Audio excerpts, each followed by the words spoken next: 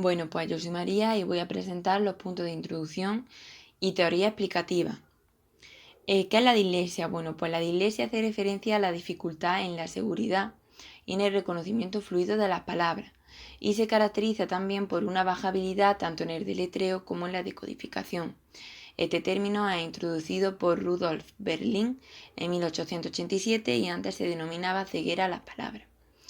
Descubrieron que la dislexia se producía por una alteración en la región de la circunvolución angular. En 1896 se publica el primer caso de dislexia de un chico, el cual pues, no presenta ningún tipo de daño cerebral. En 1920 se produce un aumento en el interés por los trabajos entre el cerebro y la conducta en personas pues, que tienen dificultades de aprendizaje. En 1925 Samuel Orton comprueba la relación que hay entre el coeficiente intelectual y la dificultad para aprender en niños y se da cuenta que la mayoría de los niños que tienen dislexia pues presentan un coeficiente intelectual igual o superior a la media. Entonces esto nos está mostrando que el nivel intelectual muchas veces no refleja la dificultad en la lectura que puedan tener los niños. ¿Por qué es importante Orton? Bueno, pues Orton es bastante importante porque para él, las dificultades en la lectura eran producidas por una dominancia hemisférica mixta. Entonces, en la actualidad esta hipótesis no es aceptada, pero ha sido muy importante porque gracias a ella pues, se ha producido un aumento en la intervención, ya que desde entonces las dificultades en la lectura pues, se empezaron a transformar en un problema educativo en vez de solamente ser un problema médico. En 1980, pues los niños ya que presentaban dificultades lectoras eran tratados desde un punto de vista psicológico educativo en vez de que únicamente fuera médico. La dislexia pues, afecta en torno a un 7-10% de la población y se produce más en niños que en niñas. En ocasiones pues, puede presentarse con otros trastornos como puede ser el TDAH, el trastorno por déficit de atención con hiperactividad. Y por último, ¿hay diferencias entre los idiomas en relación a la dislexia? Pues la verdad es que, aunque por ejemplo en el inglés es más complicado porque no hay correspondencia entre las letras y los sonidos, es decir, que no se pronuncia lo mismo que se escribe, pues la proporción de personas con dislexia, por ejemplo, entre Inglaterra y España, en relación a las teorías explicativas, como he dicho en la introducción, después de la hipótesis de Orton se produce una intervención en la dislexia, no solo por parte de los médicos, sino que estos trastornos también son de índole para los psicólogos, sociólogos, educadores y logopedas. Entonces esto hace que surjan distintas teorías entre las cuales se encuentran. Teoría fonológica, pues la más influyente y según la cual los niños que tienen dislexia presentan una alteración en la manera que tienen de procesar los sonidos. Algunos de los problemas pues, son a la hora de decir si dos palabras empiezan por el mismo sonido, para dividir las distintas partes de las palabras, etc. También habría una mayor dificultad ante la lectura de aquellas palabras que necesitan seguir las reglas de conversión grafema-fonema, porque no se pronunciaría exactamente igual como se escribe. Entonces sería un inconveniente. Luego también tenemos la teoría del déficit en el procesamiento auditivo rápido. Aquí el problema principal sería una alteración sensorial auditiva y esto provoca el problema de procesamiento de los sonidos de las palabras. En tercer lugar tenemos la teoría visual, que postula una alteración del control binocular, así como dificultades de atención visoespacial o rastreo visual. Debido a los movimientos sacádicos de los ojos, pues se produce un retraso en el texto que se está leyendo, entonces esto interfiere con la comprensión y percepción del mismo. Entonces, para que se pueda percibir y entender la lectura, habrá que incrementar el tiempo entre los estímulos y realizar la lectura, pues, por ejemplo, en condiciones óptimas de luz. Tenemos también la teoría cereberosa o hipótesis del déficit en la automatización. El problema en esta teoría pues, sería una alteración cereberosa, ya que interviene en la automatización de las conductas aprendidas, como puede ser aprender el lenguaje o las relaciones grafema-fonema. Y por último tenemos la teoría manocelular, que esta lo que hace es unificar las anteriores. Hola, yo soy Marina y voy a hablar tanto de los estudios o bases cerebrales que están implicadas en la dislexia como la descripción de nuestro caso. Con respecto a los estudios, Para comprender mejor qué daño encontramos en dislexia, es necesario comentar las áreas que se ven implicadas en la lectura. La lectura consiste en pasar la activación de la zona posterior a la zona frontal del cerebro. La lectura es una tarea principalmente visual, por lo que las áreas implicadas son la zona temporoccipital, donde se procesa esa información visual, la zona temporoparietal, donde tiene lugar la integración de las modalidades visual-fonológicas, el girangular, donde se produce la decodificación, y la zona frontal, cerca del área de Broca, donde se procesan fonemas, palabras y significados. Gracias a estas técnicas que podéis ver, se ha podido estudiar tanto las bases cerebrales que están implicadas en la lectura como los daños de algunas áreas que presentan personas con dislexia. Las áreas que se encuentran dañadas en dislexia son la zona temporoparietal y temporoccipital, donde encontramos una menor activación, la corteza frontal izquierda y un menor tamaño de sustancia gris en áreas cerebrales implicadas con el lenguaje, como la temporoparietal.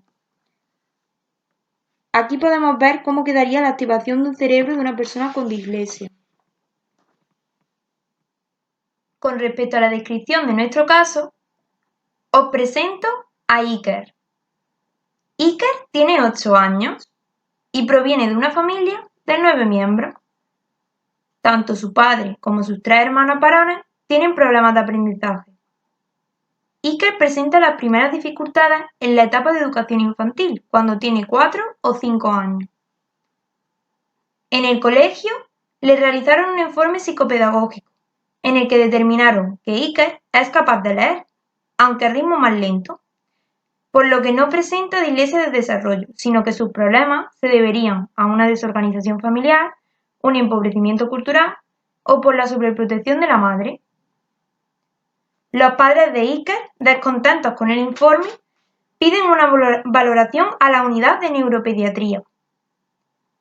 Aquí se comprueba que el nivel cultural de la familia es medio, por lo que se rechaza el informe psicopedagógico. Mediante resonancia magnética y electroencefalograma se descartan alteraciones neurológicas sensoriales, motoras u otras afecciones médicas. Con respecto a la valoración neurológica, se comprueba que tanto el embarazo, el parto, el desarrollo motor y la evaluación temprana del lenguaje expresivo y comprensivo, además de la inteligencia, han evolucionado de acuerdo a su edad y sin problemas. Sin embargo, nos encontramos problemas con la escritura, incluso más que con la lectura, debido a los graves problemas de decodificación grafema-fonema que presenta Iker.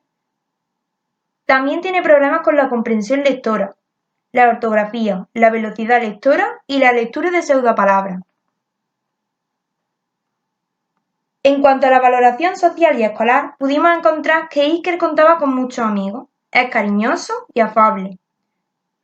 Es muy hábil con las manos, sobre todo realizando construcciones de palillos, y además le atraen los deportes, como el fútbol o el tenis. Hace poco ha mostrado cierto rechazo al colegio y niveles altos de ansiedad, si tiene que leer en voz alta. En la clase de lengua, el profesor lo califica como vago, por ello no quiere leer en su clase. El rendimiento escolar de Iker es malo en matemáticas e inglés. Las demás asignaturas, como lengua y conocimiento del medio, las aprueba, pero con muy bajas notas. Bueno, yo soy Maybe y voy a hablar un poco sobre la etiología. Primero decir que la dislexia es un trastorno cuya etiología es multifactorial, es decir, que no se debe solo a un factor, sino a varios. Y entre estos factores podemos hacer la división entre los factores genéticos y los exógenos.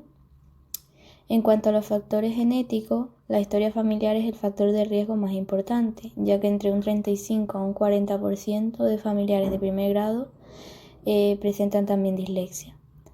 Además, las variaciones de diversos genes que al actuar de manera conjunta producen el fenotipo de la dislexia, que también es muy importante, y es a lo que se conoce como herencia poligénica. Entre los factores exógenos se puede distinguir entre la presencia de complicaciones pre- y perinatales, infecciones virales durante las primeras etapas de la vida intrauterina, alteraciones hormonales y alteraciones también en el sistema nervioso.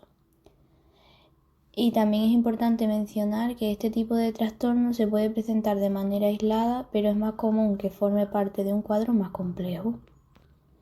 En relación a las causas que tienen que ver con el caso de Iker, encontramos que, de acuerdo con el resto de la población, los factores genéticos son los que tienen más peso.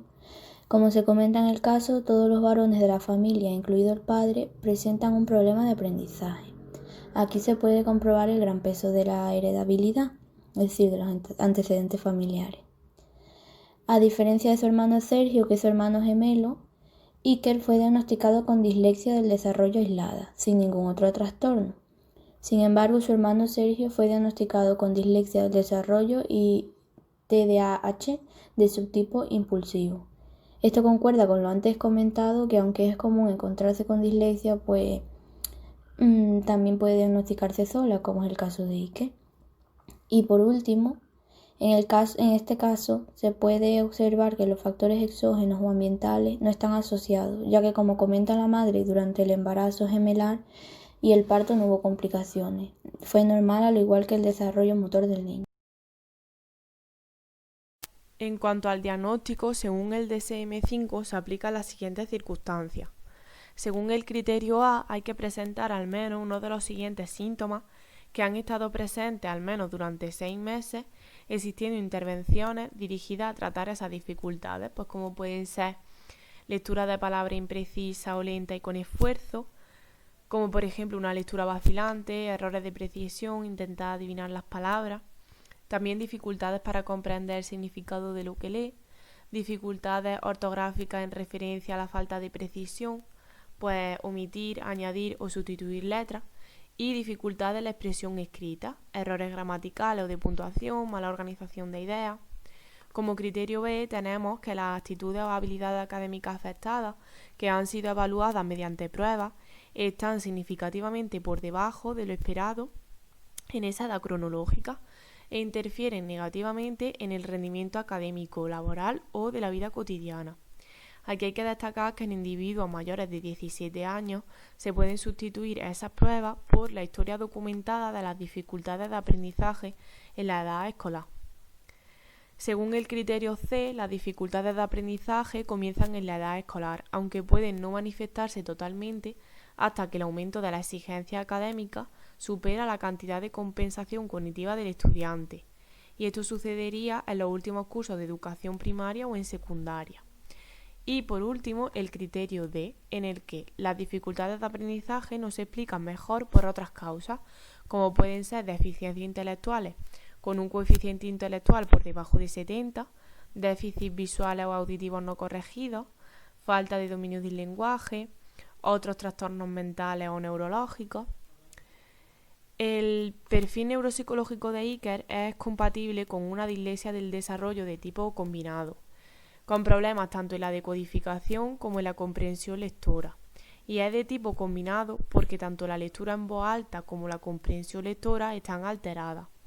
Y se debe a que su síntoma principal es una alteración en decodificación o reconocimiento de las palabras, y en algunos casos una afectación en la comprensión lectora. Los niños con dislexia representan al grupo de decodificadores lentos. Y para Iker la escritura es más difícil de aprender que la lectura. Además, también hay que destacar que tiene una inteligencia general normal, mientras que la velocidad de la lectura es lenta pero precisa.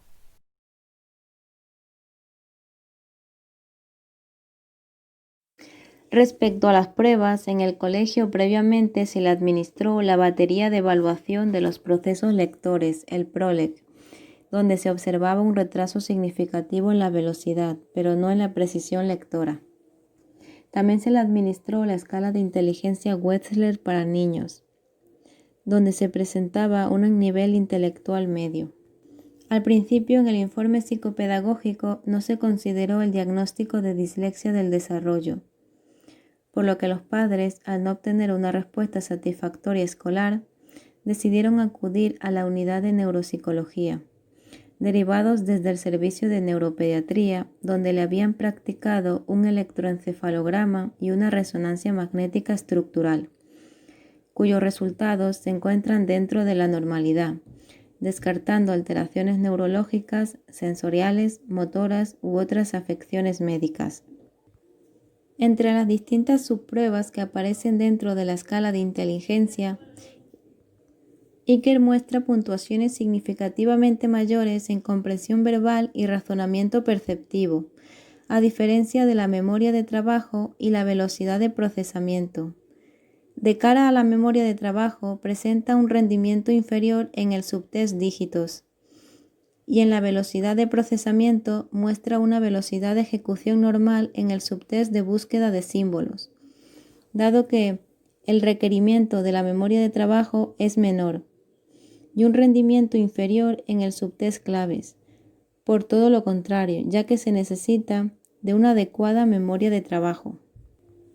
Las pruebas utilizadas en cuanto al rendimiento de Iker en lectura y escritura fueron, a priori, el test de análisis de lectura y escritura TALE, cuyos resultados presentaron una importante dificultad en la decodificación grafema-fonema, de lo que se deriva una lectura lenta, vacilante y silábica, con numerosos errores de rectificación, adición, omisión de letras y sílabas, o sustitución de letras y palabras.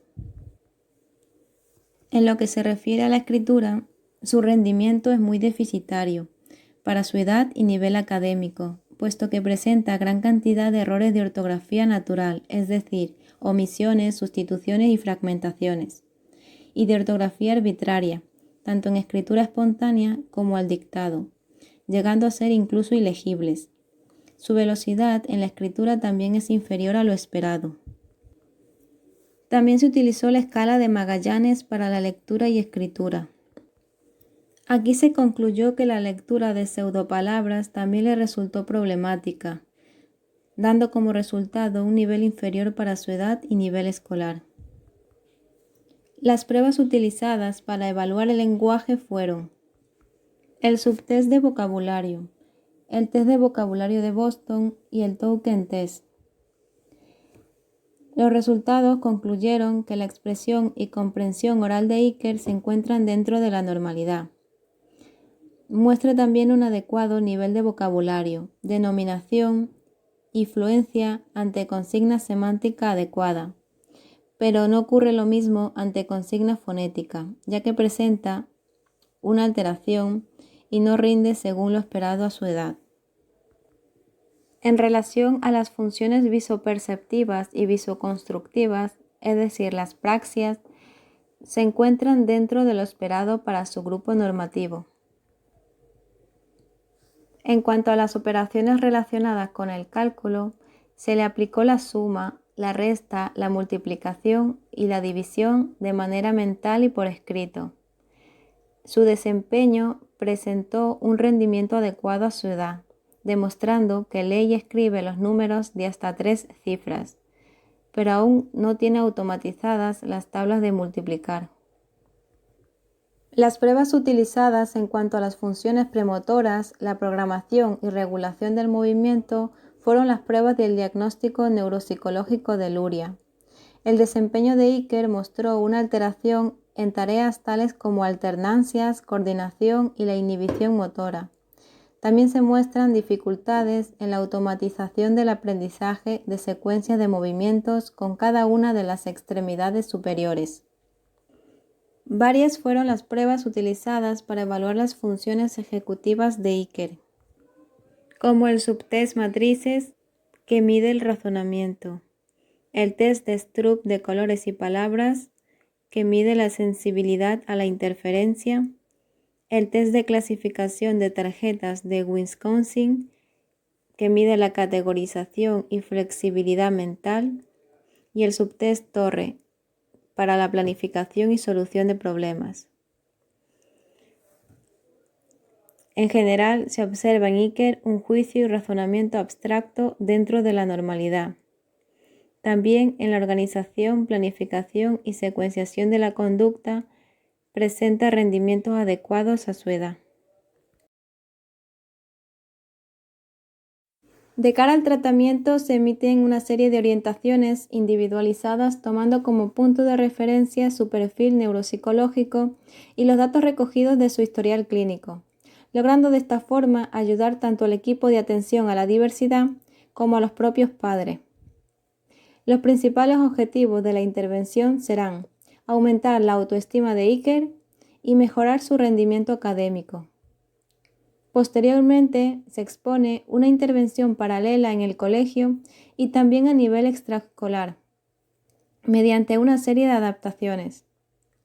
Adaptaciones en lectura, mediante la utilización de recursos audiovisuales, proporcionando esquemas y gráficos en las explicaciones de clase, adelantando en casa el contenido que será tratado en el aula previamente. También se deben realizar ejercicios de lectura de palabras, pero sin llegar a producirse un cansancio. También se proporcionará una retroalimentación inmediata. En cuanto a la comprensión lectora, se recomienda fraccionar los textos en partes más pequeñas, asegurándose de su comprensión. También confirmando que capta el significado de las palabras pequeñas, manteniendo conversaciones donde estas nuevas palabras se encuentren. También evitar situaciones de lectura en voz alta en público. Y por último, debe asegurarse la comprensión de los enunciados en los exámenes. En cuanto a las adaptaciones en escritura, el niño deberá acceder de forma gradual a la utilización del ordenador para el uso de procesadores de texto, con corrección ortográfica y el manejo de lectores de voz. También se deberá minimizar el tener que copiar de la pizarra, del libro o de los enunciados de las actividades. No se deberán penalizar las faltas de ortografía. Hay que permitir un tiempo extra también de cara a los exámenes escritos y también realizar exámenes orales, para comprobar el nivel de conocimiento real que tiene el niño adquirido. En idiomas se recomienda centrar el aprendizaje en aspectos relacionados con la expresión y la comprensión oral. Aquí hay que tener en cuenta que si presenta dificultades en su propia lengua materna, es lo más seguro, esperable, que también cometa el doble de errores en otros idiomas. Respecto a las adaptaciones relacionadas con el cálculo, se autoriza el uso de la calculadora y tablas de multiplicar, puesto como antes habíamos mencionado, no las tiene automatizadas. También se proporciona los problemas aritméticos de forma oral, tanto en las tareas como en los exámenes, y también fraccionar los problemas aritméticos en pequeños pasos, facilitando así su progreso. Por último, de cara a las adaptaciones relacionadas con el tratamiento de la información, es recomendable enseñar a realizar al niño esquemas a partir de contenidos orales y escritos. También sería recomendable marcar en el texto los datos más importantes y enseñarle a realizar una frase resumen de cada párrafo. El equipo de atención a la diversidad elaboró un informe psicopedagógico en el que se indicaron las modificaciones específicas tras la prescripción de estas adaptaciones. También recibió actuaciones por parte del tutor en clase y recibió apoyo pedagógico 2 horas a la semana. Además de estas medidas indicadas, el equipo de atención a la diversidad del centro estableció una respuesta educativa en la que se tuvieron en cuenta estrategias de tipo metacognitivo, conciencia fonológica y fluidez lectora. Gracias a todas estas adaptaciones se observó un cambio espectacular con respecto al curso anterior. Iker estaba más participativo, sus notas habían cambiado y llevaba al día siempre sus deberes. Soy Alba y voy a presentar el resumen general del caso y el diagnóstico.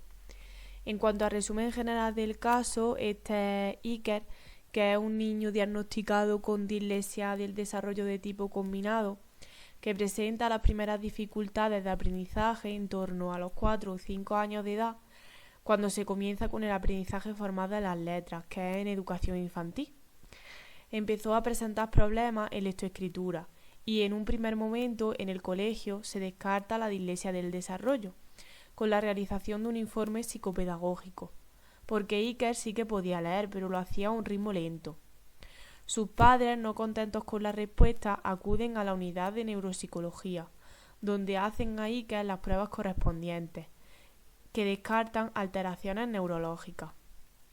Al niño le cuesta escribir más que leer, debido a las dificultades de decodificación grafema-fonema.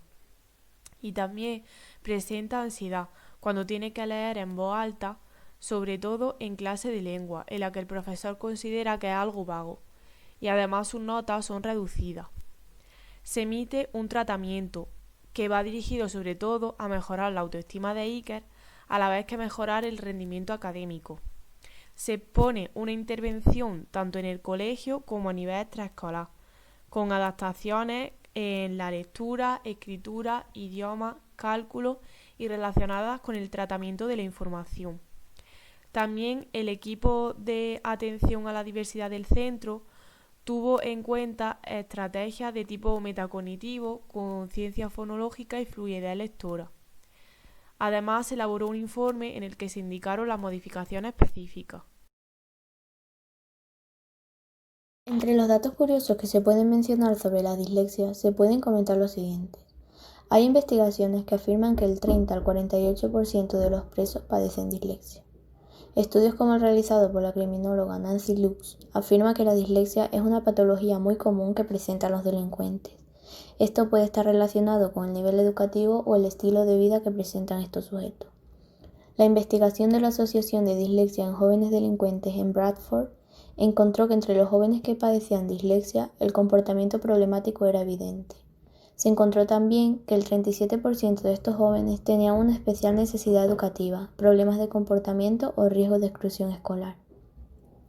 Otro dato interesante y tal vez que no esté del todo confirmado es que muchos genios o famosos han sido disléxicos, entre ellos Albert Einstein, Walt Disney, Picasso y muchos más. Pablo Picasso tenía dislexia. Su pintura a menudo presentaban objetos al revés, desordenados, girados o de varias maneras, pero escenas que se creían que eran productos de su imaginación o de su creatividad eran realidades para él, al contrario de lo que muchas otras personas pensaban. Y, aunque nunca fue diagnosticado con dislexia, a Walt Disney se le asocia con este problema por las dificultades de aprendizaje que tuvo en el colegio. Gracias a ello, quizás, desde muy pequeño mostró gran interés y habilidades con el dibujo.